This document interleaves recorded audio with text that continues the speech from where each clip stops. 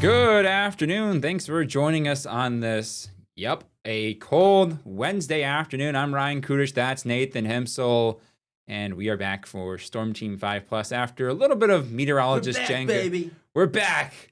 A little bit of It's been a long time. Yeah. With inconsistent schedules. We had some meteorologist Jenga this week earlier since I had some car issues, and then Luke was off yesterday. So we're back, and we'll have 2 shows today, and then we'll see if anything else interrupts our flow next week.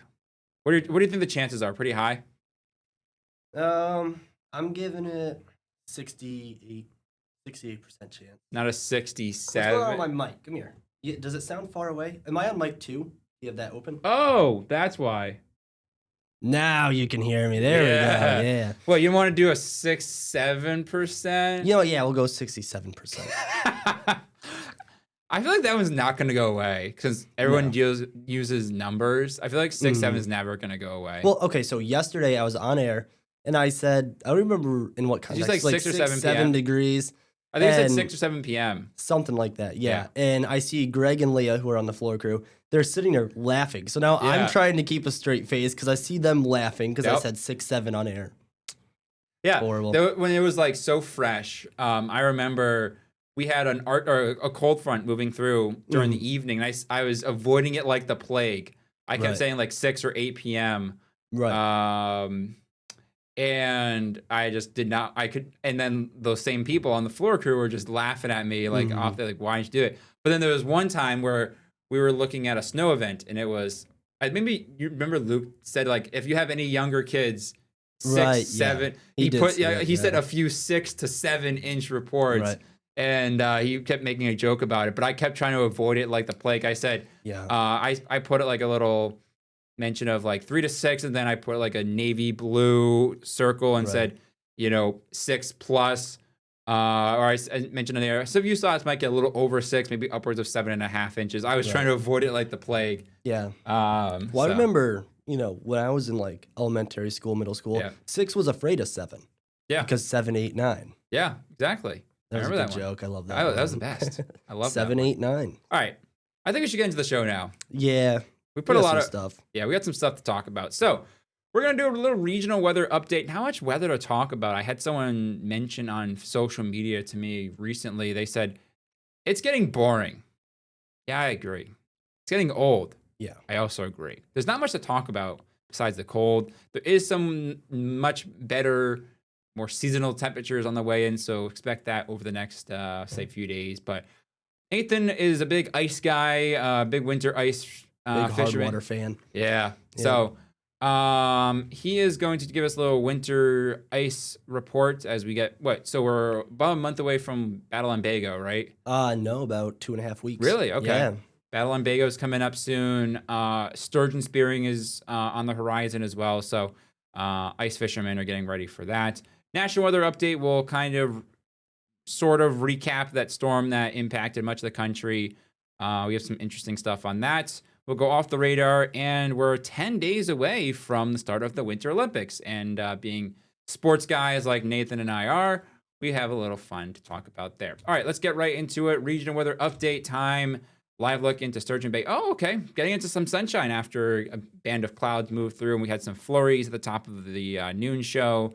7 right now, west wind at 13, feeling like 9 below. Temps are in the single digits and teens this afternoon. We're actually right on par with where we were at this time yesterday. Winds are out of the west to northwest, gusting upwards of 25 in a few spots, but sustained winds are 10 to 15 miles per hour. Here's those gusts, especially lakeside was where we have the strongest gust, 25 in Sheboygan, 24 miles per hour in Manitowoc. Wind chills are in the teens and single digits below 0. This is pretty much where we've been every afternoon recently. Yeah. We will see an improvement very soon. Radar network not picking up on too much. Going over to the satellite, you can see that we had a band of clouds drift in earlier. Now it's clearing out. So that's what I'm expecting for the rest of today. A mix of sunshine and clouds at times. High temperatures topping out around 10 degrees on the either side of that. Still running about 15 degrees below our average right now, which is 25 degrees. Here's that hour-by-hour forecast. Notice a mix of sun and clouds. Partly cloudy this evening, turning clear overnight. So that means likely another cold night, but not as breezy. That's the good thing there is that our temperature or wind speeds will not be as strong as overnight. I could actually kind of hear the wind howling a little bit last night at times when we got some of the stronger gusts. So our lows tonight will fall back into the single digits below 0, but here's that wind chill. You would think we would improve on the wind chill, but unfortunately this time of year, any bit of wind will result in it feeling like the teens and 20s below 0. When we get below 0, it doesn't take much of a wind to get those wind chills. So another chilly morning tomorrow, one where you have to maybe warm up the car a few minutes early, things like that. Tomorrow, though, we'll start with sunshine and with clouds. Still cold. High temperatures get a little bit of a boost into the low teens. Finally. I've never been so excited to get closer to the 20s. Yeah. You know? This has not been fun. You know, No. The two of us, Nathan and I, are big snow fans. We're kind of bummed that we didn't get that much snow while our houses got dumped on. Right. We'll kind of talk about that in our national weather update. But it's just been, just cold. And this is not fun. When we have those highs below 0, I sympathize for the ones that want spring and summer like weather. I can understand that. When we see those type of temperatures, I'm like, ugh, gross. Yeah. Not fun. And the air is just so dry as well. So it's just brutal to be outside. So I can sympathize, but man, I want snow back in the forecast so badly. Just, dump 2 feet of snow on us. Yeah, because some people complain, not me. No, because we haven't really had a good system this year. Like, No. There's another potential system to impact at least my neck of the woods this weekend where they might get 6+ inches of snow. I think one of our best ones you were gone for. If I remember right. Yeah, the one that we had over Thanksgiving, I was at home getting COVID at that time. So I was back home for that one. Yeah. So yeah, it was right after Thanksgiving. We had we need to send you home again to get some snow here. Don't worry, you got 3 weeks. All right, that's it. All right, people, book it. 3 weeks from now, we're gonna have a big system. We're looking at about a foot. No, I'm kidding. Yeah, let's cover our, secure ourselves. We're not actually forecasting snow. No, we're not actually, but if the pattern continues, we'll have a pretty good system around mid-February. All right. Recent weather. Actually, let me go back to the last graphic. Forecast highs on Friday, low to mid-teens, maybe some flakes lakeside. All right, let's jump ahead now to high temperatures over the past 12 days. Notice on the 16th, we had a high of 34. That was our last time above freezing. Yeah. Notice we've been in a run of below freezing temperatures ever since. We dropped down to 33 at 4 p.m. on the 16th, and we have not popped back up since. We've spent now 285 continuous hours below 32, and I see that trend continuing over the next 10 days, potentially. Look at this. Teens through Friday, 20s starting on the 31st. There are some signals that maybe will pop up back above freezing around Friday the 6th. We'll see how that shakes out, but it's another at least week straight of temperatures below freezing. So we'll see how we can add on to that one. Lows over the next few days, still in the single-digit positives and negatives for Thursday morning, Friday morning into the weekend, but there is another signal showing us that back into the teens, maybe upper single digits starting Monday morning. So those really brutal mornings are certainly going away sometime soon. All right, 7-day forecast. Like I mentioned, very quiet weather, cold on Thursday, 11 for a high, maybe some early lake flurries on Friday, 13. Really nice weekend, I should say, mid-20s on Saturday and Sunday. System will zip in here Sunday night into Monday morning, bring us some light snow. Could we see a dusting to an inch potentially? Is it going to be a big system? No. We have another chance for some light snow on Wednesday as well. So overall, snow accumulations over the next week. My snow lovers, not looking great. Nope. All right, let's get into some talking about ice thickness because, like I said, we have some events happening pretty soon. And look at that! Wow, Shawano Lake, 20-inch ice. 20 inches, yeah. That's pretty thick, right? Yeah, as long as that's really good hard ice. I mean, that's enough. I had seen someone commented on my post and said they saw smaller trucks driving around the ice there. So definitely enough at 20 inches. And Winnebago is 16, Nockabee 14, Cedar Lake 12, and Big Green Lake is around 9 inches. And Lake Nockabee is really deep. So 14 inches is a lot of ice for there. Yeah, and so I think that is your next graphic talking about like what is, yep, it is perfect. Yeah. So just kind of putting that to perspective, 2 inches or less, yeah, you want to stay off of that. Right. 4 inches is pretty good for ice fishing. Yep. You can start to bring snowmobiles and ATVs on 5 to 6 inches, cars and small trucks 8 to 12, and then medium trucks 12 to 15. And is that it? Yep, that is. Yep. Yeah, and then again, that's all assuming strong ice, where that cloudy ice is really no good for that. Yeah. We have different levels of it. So that's the weak ice, that cloudy one there. Moderate ice is that in between, but that clear black ice, that's the best it can get. Yeah, and I can kind of see it on the Fox River when Yeah. we look over our Neville camera. Same thing with down in Oshkosh as well. You can see that we're looking at some pretty good ice. But the biggest thing that we always tell people is that, yes, that's good news, but always make sure that you check in with your local boating and fishing club, because they're the ones that are going out there. Same thing with the DNR. They're always going out and checking the ice thickness, making sure that it is good to go. So, we have all those reports, but that's not it across the entire body of water. Then kind of going into the river thing you just discussed, we have ice out there, but rivers are really unpredictable because they're moving water. And so they're there also can be breaking really ice weak as well. spots. Exactly. Because we have a big shipping channel, Yep. especially through the Bay of Green Bay into the Fox River. We still have ships that are trying to get. Actually, Right. I saw something on our marine travel map. The ship Algo Nova was trying to get through the ice, and they had to get it guided in by the CG Mobile Bay, which is a icebreaker. Right. So it was struggling to get through because of all the ice that was on the bay. So yes, the bay and the river are probably the ones that are a little bit.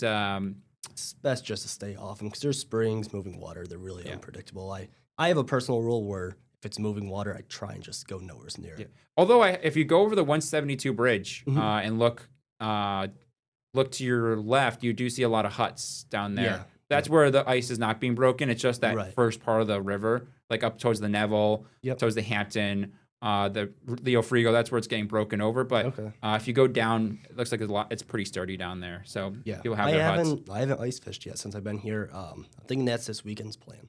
All right. Well, you got some pretty good weather for it. So for sure. Great Lakes water temperatures. We're still kind of heading out of lake effect snow season, especially for Lake Erie, since our next graphic shows something interesting about the lake. But we're still running above average for water temperatures. 1 to 2 degrees warmer than what we typically expect. So this really isn't warm enough to have really insane lake effect snow, because now we're falling to where we typically would be. Yeah, really haven't had a really good lake effect event this year, right? Or there's a decent one, right, where they had like 30 inches or so around. Yeah, it wasn't anything crazy or even getting close to records, but they had a couple, decent events there. But yeah, I had the current ice concentrations to look at Superior there. They got 30% coverage, Michigan at 31, Huron at 51, and then Erie, look at 92%. I like to look at that lake. Is that pretty typical? Or I believe so, yeah. I think it's one of the more shallow ones, so it freezes over a little bit easier. Yeah. And then Ontario at 24. So in total, 41.29%. I don't know if they can really see it on the graphic, but you mentioned how much you love that logo yesterday. Yeah. Yeah, it's got like a, what was it, penguin and a polar bear? Yeah, let me go back to it. Yeah, penguin and a polar bear in the top right under concentrations. That's a sick logo. Yeah. Do you know what that is? Is that USNIC? United States National Ice. I think it's just ice coverage. Oh. Or Ice Center. I think Ice that's Center. what it is. Got Ice it. Center, yeah. But you told me yesterday that Lake Michigan is running above normal now for ice coverage? So ice coverage is typically around 20%, and we're a little over 30 now. So yeah, we're above that at this point, which is kind of cool to see. Yeah, it's really a lot along the shoreline. That's where it's happening. All right. We'll take a break, and we'll come back and do our national weather update, where we'll focus on kind of recapping that storm from the weekend and show you how cold some areas that don't get a lot of cold will get over the next few days. So stay tuned. Storm Team 5 Plus will be right back after this commercial break. Welcome back to Storm Team 5 Plus. Let me go to the right cameras. There we go. Let's do a little national weather update. Nathan, did you check in with your family as to how much snow they got in Albany? Yeah, it was just underneath of 2 feet. My brother was out riding the snowmobiles yesterday. Nice. Great day for him. Yeah, my parents didn't text me a full excuse me, wow. Did text me a full amount. Right. But when I asked my mom on it was Sunday because I was about to go on the air and there's not much to talk about, so I wanted to talk about the storm. I texted my parents and asked, "How much snow did you get?" And this is what I got from my mom. She said, "A lot." LOL. Yeah, that's a Northeast example for you. How much snow? A lot of it. Yep. A lot of it. And I just saw a video of my new dog, Molly. This is her first big one. So we had to carve out a little spot in our backyard for her to run around, and it sounded like she was having a ball in the snow. That's for sure. Yeah. Her first big snowstorm. So it's good to see that she's enjoying it. But yeah, the latest report I got was 16 and a half inches of snow in North Providence. So pretty good one. Our biggest snow event since January of 2022, where we got, I think, a little over that. But here's a current snow depth. And this is as of this morning, and notice that the snow depth in Dallas is starting to whittle away, but we still have a pretty similar snow depth here in Northeast Wisconsin than Dallas, Texas. But you can see the swath of what this snow or this winter storm did, bringing snow from, the U.S.-Mexico border and western Texas right through the heart of the country into Oklahoma, Arkansas, Missouri, and then all the way into the Northeast. Even some of northern Georgia has some snow as well. It's so interesting to see how they completely shut down for like an inch or two of snow. Like it's like a state of emergency. Like they're clearing out grocery stores and stuff. People think it's over exaggerating, but they're not used to it. They're not equipped to move at all when that happens. So for them, that's a big deal. They don't see it often. They're not used to it. Interesting. Yeah, and something that I saw a lot of interesting videos. I have a friend who's working down in Austin, Texas. Oh, I should probably put us on the graphics. I didn't even do that. Yeah, so here's the snow depth. Snow depth, here's us, here's Dallas. My friend lives in Austin right now, and he was saying that, or he showed me videos of people skiing on in the streets because they had snow and ice that they couldn't take care of it. I saw people saying that they ice skated to work. I have a friend who lives in Nashville right now, and they had an inch and a half of snow, but like 4/10 of an inch of ice, and it resulted in power outages. I had to give my friend my Paramount Plus login so he could watch the Patriots game in the hotel lobby.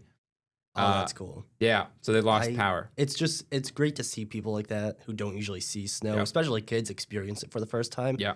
I saw a few weeks ago, it was a family that lived in Hawaii, but the parents were initially from like Minnesota. Yeah. So they came back, visited family. It was the kid's first time ever like being away from Hawaii. Nice. And they were breathing, and they thought seeing their breath was like the coolest thing ever. Yeah. It's like, oh, give it a couple weeks and you're gonna dread seeing your breath in that air. Yep, exactly. So we know it's coming. Exactly. But yeah, pretty good snowpack up in the Northeast for those ski resorts that are in peak season right now. It looks like some of the West Coast is picking up some decent snow as well. So hopefully they are recovering after a bit of a not so great start to the season out there. But we are still looking at some colder temperatures over the next few weeks, or next few days rather. 18 by 8 p.m. on Friday. Notice some mild temperatures out to our west though, but still looking at like a pretty chilly air mass seeping all the way down to the Gulf Coast into Florida. Here's something interesting. Your snowbirds are going to be the snowbirds are not going to be happy. Look at this. 58 on Saturday morning in Tampa, and then it drops down to 47 on Saturday. Did you see that Monday morning commute? 33 in Tampa for that morning commute on Monday. Yep. It's a hard start to the work week if you live in Florida. Here's the thing that's interesting. I'm a hockey fan, and the Bruins are taking on the Tampa Bay Lightning in an outdoor game. On Sunday evening at 5 p.m. And look at the temperature, 43 degrees. That's actually not bad for hockey. That's pretty. They'll be able to keep the ice pretty well. So yeah, but it's just this Arctic air mass is just not wanting to leave us. But there is some signs though that we will be getting some milder temperatures to open up the month of February, and we'll kind of. Can we go back to that last pause point? I want to see what the difference is between us and Florida. I think it was only a matter of like 10 degrees. When was it? For what day? At any point, just. Go back when Florida's really cold. I want to see what our difference is.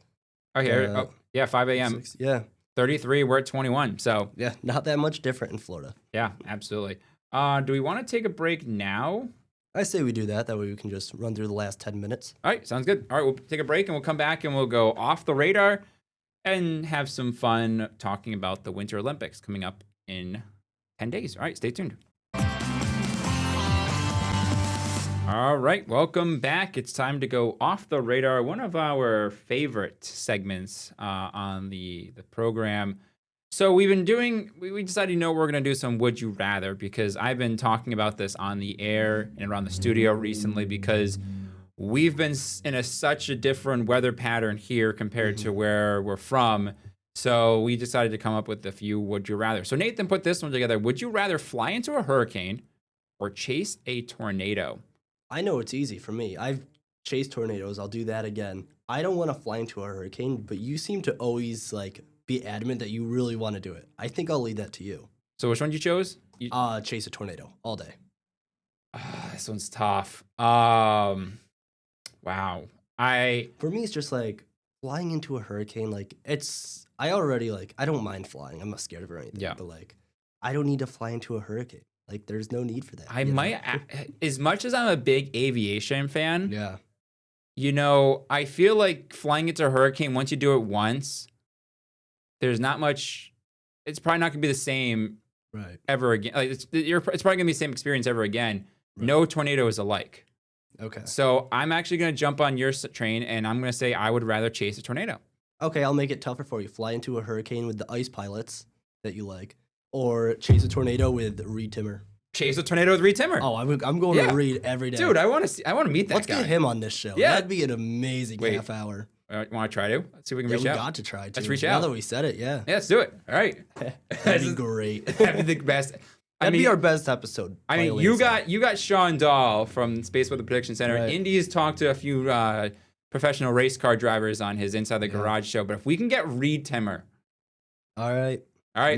Now I have a goal. Yep, we got a goal. Yep. All right, here's another would you rather. This is the one I've been talking about. Would you rather deal with minus 40 or 50 below zero wind chills or 1 to 2 feet of snow? This one's so easy for me. It's not even funny. Oh, yeah. Deal with 2 feet of snow, like Without a easily. doubt. That's fresh powder. Yeah, that's I'm fresh at the powder. mountain that day. Here's the That's thing. fresh powder. The storm that just impacted our neck of the woods, the snow ratios were like 10 to 12 to 1. So it wasn't very heavy, packy type of snow. Actually, no. Down by the coast, it was pretty packy, but that's pretty typical since they have a lot of that ocean air mass effect. But where we live a little bit further upwards, it was 10, 12, 14 to 1. Fluffy powder. So it was pretty fluffy. So it was easier to shovel than, wet, packy, compacting snow. So yeah, 1 to 2 feet of snow, easily, no questions asked. Right. there. Yeah. I don't think too many people. I mean, I don't know. Unless you have to shovel your driveway, I don't think you're going with those wind chills at all. Exactly. And our last one, would you rather have perfect weather with no sunsets or have ugly weather with amazing sunsets? That's a hard question. This one's an easy one for me. I take the sunsets. I'm No. going ugly weather with amazing. I love a good Gross. sunset.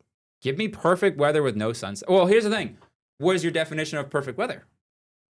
Because I think snow is That's perfect. subjective, yeah. Yeah, because So- if we had perfect weather, perfect sunshine, or during the summer, and then snow during the winter, I'm Right. set. Yeah. So it really all boils down to what's your definition of perfect weather? Are you saying it's going to be sunny every single day? Right. Yeah. That's what I would. I mean, it's subjective. Whatever you think is your perfect weather. So Yeah. I mean, yeah. But I'm gonna go with the ugly weather because like when I imagine ugly weather, I think of like thunderstorms. In the summer, which I love. So I mean, for me, that's kind of perfect weather. But I just think that broadly is ugly weather. But I like those days, so I'll take that with amazing sunsets. I love sunsets. That's a lot Okay. of my camera roll. Like I'm that guy. I'm like, hold on, stop Hold the up. car, and Yeah. I'll take pictures. Stop the of car. I it. need to take a Yeah. photo. Yeah. Okay, let's classify perfect weather as sunny, seasonal, every single day. Ugly weather is, snow during the winter, Right. wind chills, below zero, heat during the summer. See, now that you bring up the thunderstorms. winter one, that's a lot harder because I wouldn't take the wind chills with that. It's ugly. It really is ugly. Oh, it's ugly. But part of the ugly weather. Mm. So I might jump onto your train now with ugly weather with amazing sunsets because more from the love ugly a good weather sunset. side. Huh? I love a good sunset. Okay. Now that I know the science behind sunsets, I appreciate them even more. Love a good sunset. Nerd. Come on. All right. So we also thought about this as well. Winter Olympics are coming up in 10 days in Milano Cortina, Italy. And, kind of thinking, what is your favorite Winter Olympic event? So we decided to rank them from 11 to 1. And we just ranked the broad groups. We're not going like, okay, I Is it like the core disciplines. I think they're Yeah. called, right? Yeah. I'm not gonna say, oh, I like the cross country over the men's super G. No, we kept it pretty broad. So let's go with Nathan first. We have like Yep. a minute and we have a few minutes left. Yeah. This is Nathan's top 10, and so the ones that we chose are, like you said, the broad group. So let's start with the bottom. So number 11 for Nathan, or his honorable mention, is ski mountaineering. That's the new sport happening this year. If I see it, maybe it'll change a little bit for me. But for me, I couldn't place it just because I don't really know what to expect out of it. Yep. And then alpine skiing, 10. So low. Yeah, that is low. Yeah. That is, I can't believe this. Luge is at 9. And Yep. then speed skating, I have at 8. Yep. Bobsleigh at 7, which I've rode a bobsled at Lake Placid before. So cool, right? A lot of fun. I gotta get up there. Figure skating, number 6, which Ryan does not like, but for me, it's just so relaxing. Horrible. Biathlon at 5. Ice hockey at 4. Curling is 3, because who doesn't love curling? Correct. Snowboarding at 2. I'm a little biased because I'm a snowboarder. Yep. And then skiing, I put at 1 because I love ski jumping. So what we need to mention. Crazy jumpers. Yeah. So what we need to mention is that skiing, the alpine skiing is the racing down the hill. Yeah. The skiing is cross country, ski jumping. So downhill. Yep. Alpine skiing being 10 is crazy. I cannot. Yeah. I can't get behind that. No, I mean, even I don't like putting it at 10, but I don't watch it a ton, That's it's my probably favorite. my least viewed one. It's gonna get about a minute, so I'll go through mine. So I just put 11 as figure, because everything's better than figure skating. I cannot stand it. I turn the TV off when I see it. It's so relaxing. I just can't. So I put that at 11. Ski mountaineering is 10. It seems like it's gonna be pretty cool. I'm excited to see what that is. Biathlon 9. I just don't watch it enough to rank it higher. Speed skating 8. Pretty cool, but I think there's other better sports. Skiing, downhill, and cross country. I'll put that at 7. Luge at 6. Snowboarding 5. Curling 4. Bobsleigh 3. Love that sport. Great movie. The Jamaican bobsled team. Ice hockey 2, and then alpine skiing 1. If I could redo my sporting career, I'd be a downhill skier. I want you to go home and watch Blades of Glory with Will Ferrell. It's a hilarious movie about 2 male figure skaters who get banned, and then they have to do, the dual figure skating. I got a lot on my list. All right. We'll see you back here, same time tomorrow. Have a great rest of your day.